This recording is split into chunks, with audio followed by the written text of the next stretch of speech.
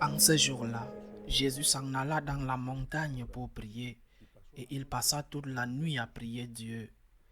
Le jour venu, il appela ses disciples et en choisit 12, auxquels il donna le nom d'apôtres.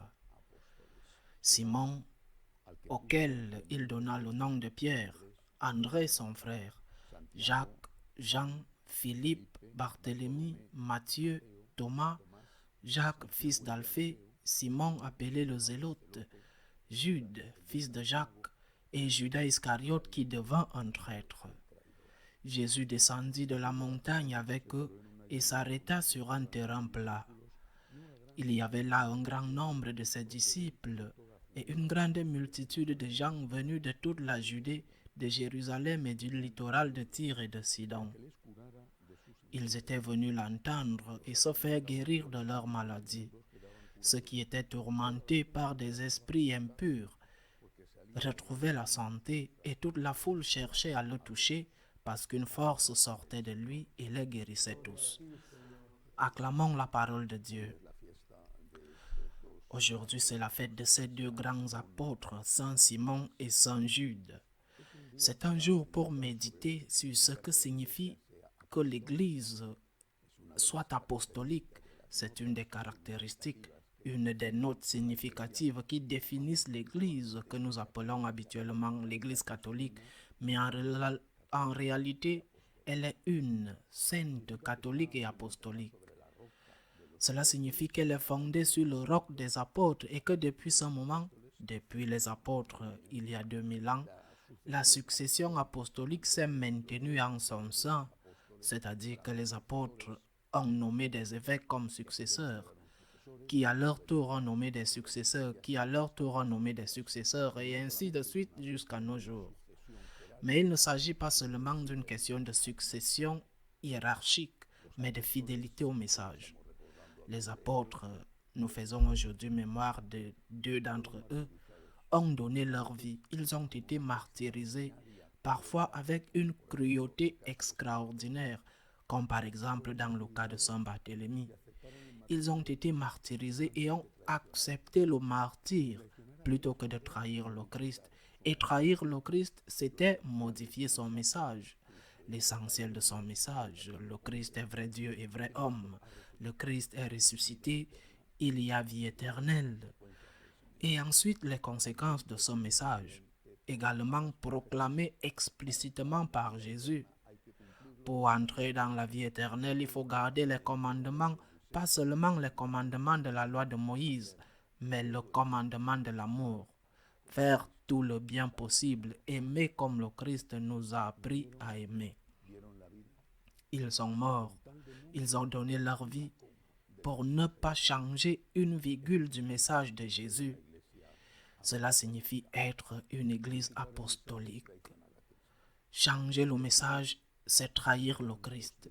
Dire, comme beaucoup le disent, Jésus est dépassé, les enseignements du Christ ou de Saint Paul ou de Saint Pierre ou des autres apôtres qui ont écrit, ces enseignements ne peuvent plus être pratiqués aujourd'hui. Ils sont trop exigeants.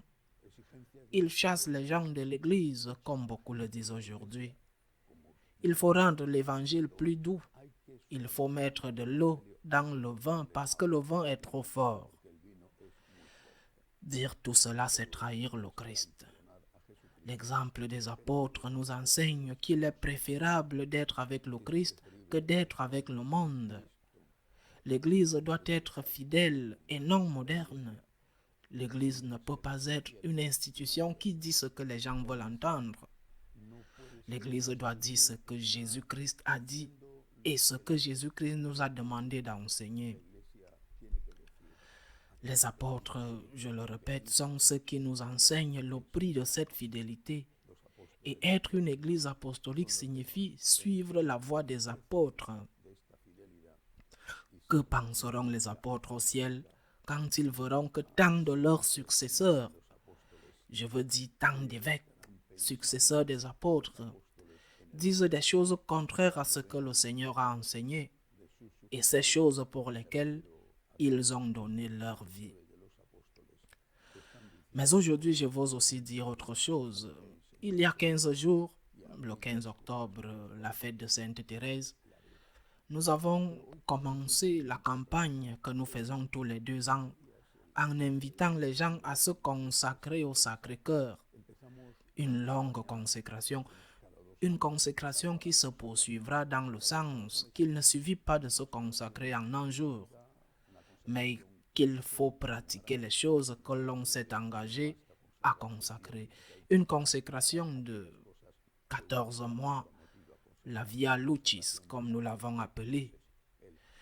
J'ai également invité ceux qui veulent vivre la spiritualité de la gratitude et recevoir une formation pour pouvoir défendre la foi à l'intérieur et à l'extérieur de l'Église.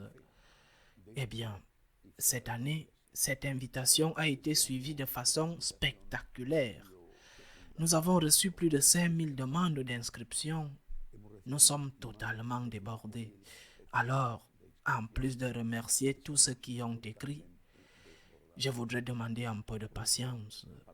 Nous devons aller lentement parce que chacune de ces personnes a besoin d'un, parfois jusqu'à 6 messages différents pour pouvoir les intégrer dans une école de gratitude ou dans un groupe de consécration. Nous devons être patients. Petit à petit, nous répondrons à tout le monde.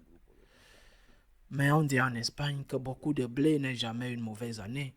Donc je suis très heureux qu'il y ait tant de personnes, tant de laïcs qui veulent se consacrer à Dieu, qui veulent se mettre au service de Dieu, qui veulent se mettre aux ordres de la Vierge dans cette année, cette armée pacifique de Marie, dans cette armée organisée, dans cette armée bien formée, qui veulent se consacrer au Seigneur, à son Sacré-Cœur, à sa très sainte mère, au cœur immaculé de Marie, pour être aux ordres du Seigneur, l'aimer et le faire aimer, pour être aux ordres du Christ, le défendre comme il le mérite. Loué soit Jésus.